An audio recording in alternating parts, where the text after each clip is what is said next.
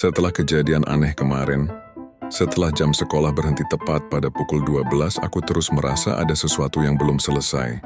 Seperti ada rahasia yang berusaha keluar, tapi tertahan oleh waktu yang membeku. Hari itu lorong sekolah terasa lebih sunyi dari biasanya. Sunyi yang bukan sekadar sepi, tapi sepi yang mencekik. Udara terasa lebih berat, dingin, dan setiap langkah yang kuambil terdengar terlalu jelas. Seolah-olah suaranya dipantulkan oleh seseorang yang berjalan bersamaan denganku.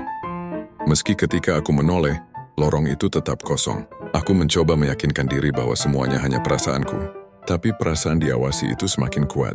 Dan biasanya, firasat seperti itu tidak datang tanpa alasan. Aku terus berjalan menyusuri lorong. Lampu-lampu di atas kepalaku berkedap-kedip pelan, seperti kehabisan tenaga atau seperti menolak untuk menerangi sesuatu. Setiap kedipan membuat bayangan di dinding berubah bentuk. Ada yang terasa salah. Dan saat aku sampai di ujung lorong, aku melihatnya. Sosok gadis itu berdiri diam, tubuhnya terpaku seperti patung. Rambutnya panjang menutupi hampir seluruh wajahnya. Dan bajunya serba putih tetapi lusuh dan kusut seperti sudah lama tidak tersentuh kehidupan. Aku berhenti, tidak bisa bergerak. Ada sesuatu dari dirinya yang membuatku ingin menjauh, tapi pada saat yang sama membuatku tidak bisa berpaling. Dia tidak bergerak, tidak berbicara, tidak menunjukkan ekspresi apapun, hanya berdiri, menghadapku. Lalu dalam satu kedipan mata, dia menghilang. Bukan berlari, bukan berbelok, bukan memudar. Menghilang seperti dia tidak pernah ada. Jantungku berdegup kencang. Aku menelan ludah keras-keras, mencoba mencari penjelasan, tapi tidak ada yang masuk akal. Tidak ada yang bisa menggambarkan apa yang baru saja kulihat. Aku berjalan ke tempat dia berdiri tadi, berharap menemukan sesuatu. Dan ternyata ada sebuah pita rambut putih, kecil, tapi jelas tidak seharusnya berada di lantai lorong sekolah yang terkunci waktu. Aku mengambilnya perlahan, dan saat jariku menyentuhnya, udara di sekitarku berubah, seperti ada hembusan dingin lewat tepat di belakangku.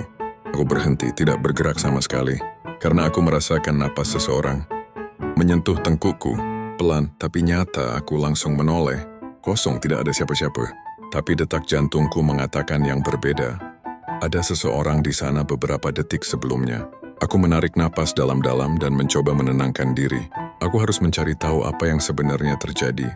Jika gadis itu ingin menunjukkan sesuatu, mungkin ada alasan. Dan seakan menjawab pikiranku, aku melihat pintu ruang UKS terbuka sedikit. Pintu yang sebelumnya tertutup rapat. Di balik celah pintu, aku melihat bayangan bergerak. Bukan bayangan lampu, bukan bayangan benda. Ini bayangan seseorang atau sesuatu. Aku melangkah mendekat. Setiap langkah terasa berat, seperti lantai mencoba menahanku. Lorong yang tadinya dingin kini berubah menjadi hening. Terlalu hening, seolah-olah seluruh sekolah menahan napas. Tanganku gemetar ketika menyentuh gagang pintu UKS. Aku mendorongnya perlahan. Pintu berdecit pelan, menambah ketegangan suasana. Ruangan itu gelap, sangat gelap. Tapi aku bisa merasakan ada sesuatu di dalam. Sesuatu yang menungguku, sesuatu yang ingin aku melihatnya. Dan saat pintu terbuka sepenuhnya, aku merasa ada tatapan dari sudut ruangan. Waktu masih membeku di pukul 12, dan aku sepertinya baru saja melangkah lebih jauh ke dalam misteri yang tidak seharusnya aku masuki. Siapa gadis berbaju putih itu? Dan kenapa dia memilih menunjukkan diri padaku?